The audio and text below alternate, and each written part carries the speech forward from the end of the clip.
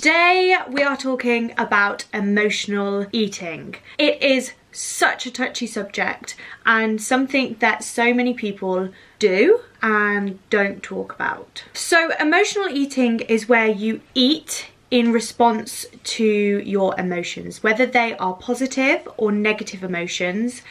You're eating because of them. Even when you're not feeling hungry, you're not in a social situation, you're eating kind of, you have to eat. You feel as though you have to eat, and the emotions and feelings related to the way that you're eating are quite erratic. I want to share my 3 tips to overcome emotional eating. Let me just say now, it is 100% possible. You can achieve it. You may not think that you can at the moment, but it is the process of just going through these 3 steps over and over and over and over and again to build up that muscle of, yeah, I am strong enough to overcome this. And it is a muscle, you just gotta flex it. Number 1 is I am learning. Obviously, you say that to yourself. We're all learning. Everybody is learning. And the reasoning behind this is that you have to forgive yourself. Emotional eating will happen. We as a society are told that this is the acceptable way to deal with our emotions. Push them down and just use something else to kind of plaster over the top of them. It doesn't work. Forgive yourself. Accept that you have eaten in an emotional state. Accept that it has happened, rather than trying to say, okay, I can fix this now. This hasn't happened. We can mold over that and everything will be absolutely fine. I want you to sit with it. It's hard. I know. I've been there. Honestly, I have been there myself and I have beaten myself up about it. And you know what? It got me nowhere. Forgive yourself. If you are watching this video and you've just eaten as a result of some emotions that you felt, forgive yourself. I am giving you permission to forgive yourself. You don't need my permission, however, sometimes we think that we do need other people's permission. Forgive yourself and repeat to yourself, I am learning. I am learning. Number 2, learn to listen to your body. Emotional eating can arise as a result of restricting yourself from food in the first place, and then you use the emotions as an excuse to eat the foods that you've told yourself you can't have. There's a familiar story of someone going for a weigh-in at, say, Weight Watchers or Slimming World or something like that, and then they go and celebrate by having a donut or a custard cream or whatever it may be. We do not need to restrict our foods. Every food is good. Whether it's for you physically, it's good, or whether it's for you mentally, it's good. Emotionally, it's good. Psychologically, it's good. Every food has a purpose. Some foods we don't like. We don't have to eat those if we don't want to. But if you do enjoy a food, allow yourself to have it. Whoa, crazy. It's just a concept that we've never, ever, ever been allowing ourselves to admit, that we enjoy foods just for the sake of them being a food. I mean, we literally celebrate with food. That's how most of our celebrations occur. Birthday cake, whatever it may be, a kebab after a night out. Food is ingrained in our culture. We have to accept that. So why do we keep telling ourselves that we don't enjoy it for the taste? Crazy. So listen to your body. If you feel as though you want to eat a custard cream or God, the custard creams are getting a good rep today, aren't they? So listen to your body. Listen to what foods you want.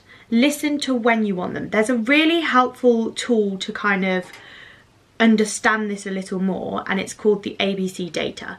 So your antecedent, your behavior, and then your consequence.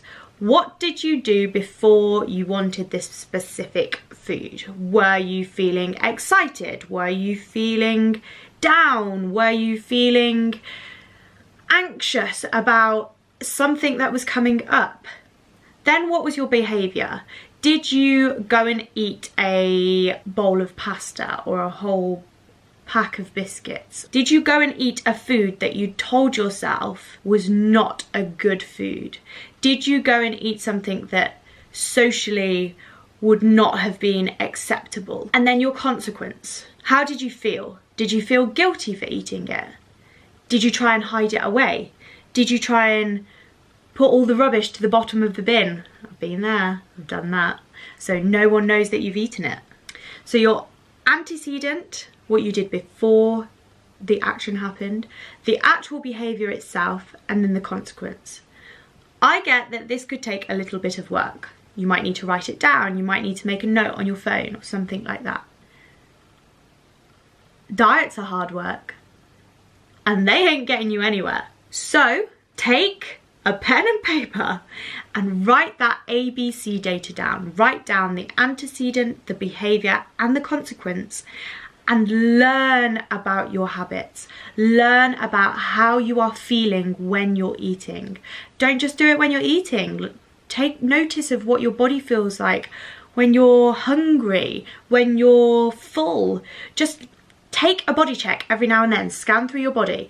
Right, does my belly feel full? Does it feel empty but I feel full on my inside? Does it feel as though I'm trying to fill a void that is just not fillable? Listen to your body and delve into why. It's only when you understand that why can you change the behaviour of the emotional eating, because the eating is just a symptom. No doubt about it. The behaviour of eating is just a symptom to something that you are feeling, and that needs to be addressed before you can address that emotional eating.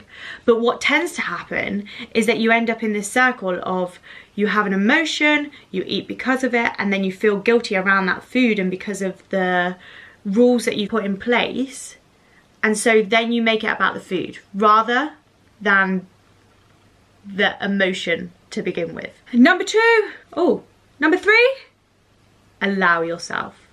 Allow yourself to eat the food. Allow yourself to eat any food. As we've just discussed, there are no good or bad foods. I will say it. I will keep saying it. There are no good or bad. Each food serves a purpose, whether it's physiologically, psychologically, emotionally, socially. Every food serves a purpose. Remember that. Remember. Please remember that. Allow yourself to have any food. Start by saying, I am allowed any food. You may think that one tiny little thought going around in your head can't make a difference, but one tiny little thought of I'm not good enough does make a difference, doesn't it? We've all been there. We have all experienced the nagging feeling of inadequacy. Flip that on its head. Turn it into something positive. Allow a positive thought to nag away at you, because it's so much more beneficial. Your thoughts become your actions and your actions become yourself. So allow yourself the food, enjoy the food, and use those 3 tips as a circular process. Forgive yourself. #I'm learning. Tell yourself every day, I am learning. I am learning. I am allowed to get it wrong. I am learning. I am allowed to fall down and get back up again. You would not tell a child that is learning to walk